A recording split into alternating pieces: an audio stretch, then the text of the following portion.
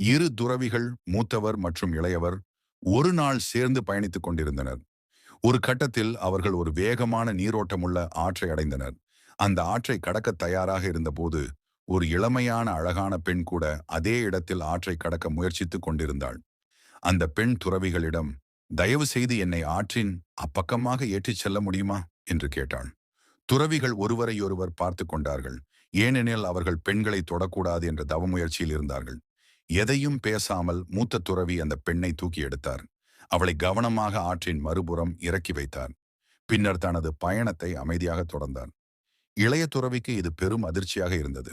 அவரால் அதை நம்பவே முடியவில்லை. "நாம் துறவிகள், நமக்கு பெண்களை தொட அனுமதி கிடையாது. நீங்கள் எப்படி அந்த பெண்ணை உங்கள் தோளில் தூக்கினீர்கள்?" என்று கேட்கிறார். மூத்த துறவி அமைதியாக பார்த்து கூறுகிறார், "தம்பி, நான் அந்த பெண்ணை ஆற்றின் கரையில் இறக்கி வைத்து விட்டேன். ஆனால் நீ இன்னும் அவளை மனதிலே சுமந்து கொண்டிருக்கிறாய்."